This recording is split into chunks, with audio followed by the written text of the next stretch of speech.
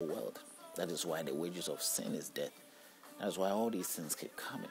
Wherever life began from, something wasn't right, something was going wrong. That is what we are supposed to believe. That made us end up this way. And it is also something which is confusing again, because if diseases are a problem, as I've said, through curses, diseases has come upon us because we had an oath with God and our relations fall apart. We couldn't follow through. But it is revealed in Moses, when Moses was at the burning bush. God was telling him then, that's Moses, the man who was also the book of this, the man of the book that claimed to be the writer of the book or the author of this book, Deuteronomy. When he first encountered God in the burning bush, God said to him, I am the God that created the sick. I created the sick and I created the healthy one. So why God created the sick, created the healthy one? He's accepted blame.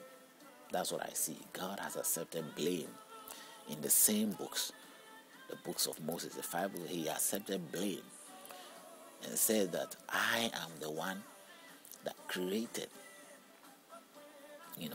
I'm the one that created the sick and the healthy person.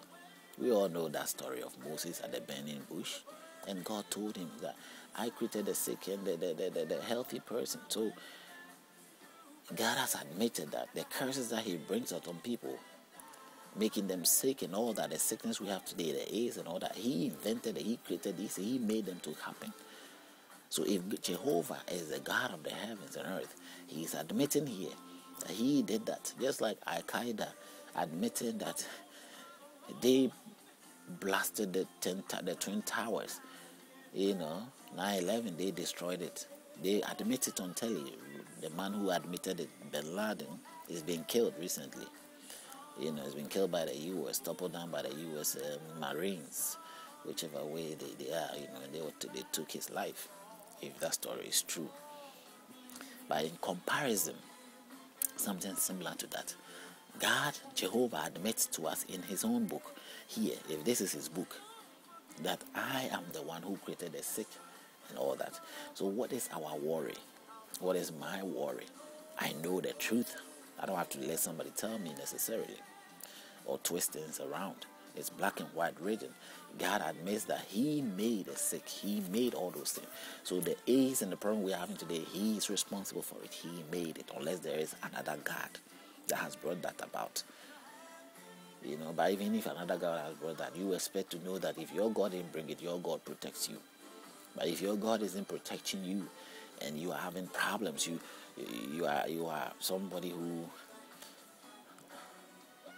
haven't got means to sort of protect yourself or cannot do things and still not be infected. You have that weaknesses on you as well, just like every person or every man. Then you have to then come to that place and realizing that you know the source of it. And if you know the source of it, what are you supposed to do? What are you and I supposed to do? You have to admit to the fact. You have to admit to the truth. You don't have to turn it around and make excuses. You go to a churches right now, you will see excuses and flattering words of trying to, have God to sympathize with man in certain ways. I mean, where is the sympathy here? He does what he wants to do. God does what he wants to do. I hope God will, bring something good to my life. I hope God will do the things that I want him to do. It is clear written here, but I cannot. You can tell God to do anything.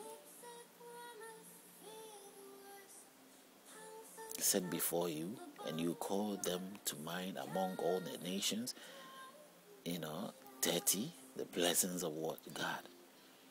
And you return to the Lord your God and obey his voice according to all that I command you today, you and your children, with all your heart and with all your soul. With all your heart and with all your soul. that the Lord your God will bring you back from captivity and have compassion on you and gather you again from all the nations where the Lord your God has scattered you. He scattered them to all the nations and he bring them back.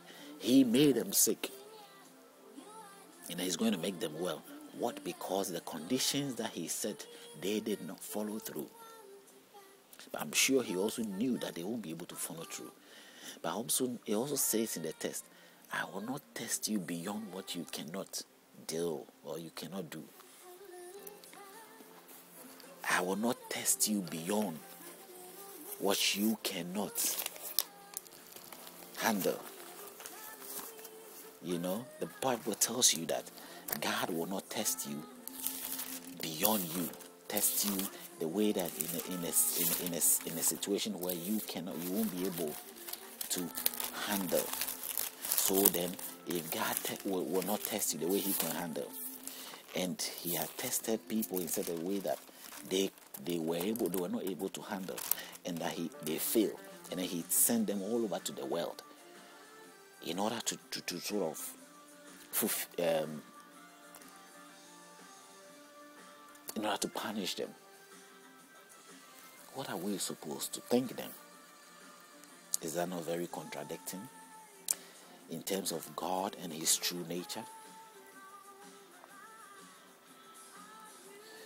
You know, so God is one that the God of the Bible, to be saying, is really contradicting things here.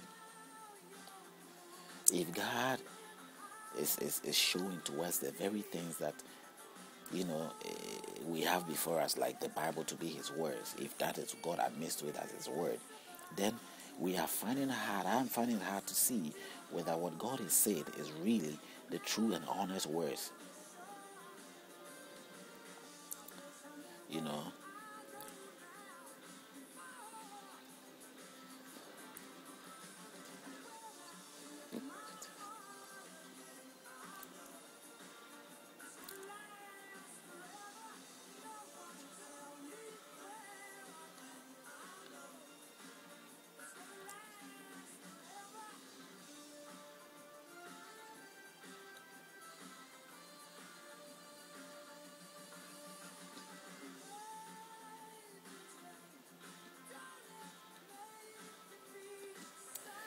if God has made all these statements, he said, I will not test you beyond.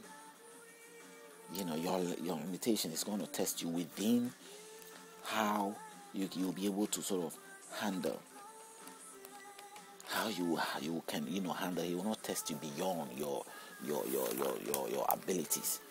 And we are having all these statements which is suggesting to us here that God in every way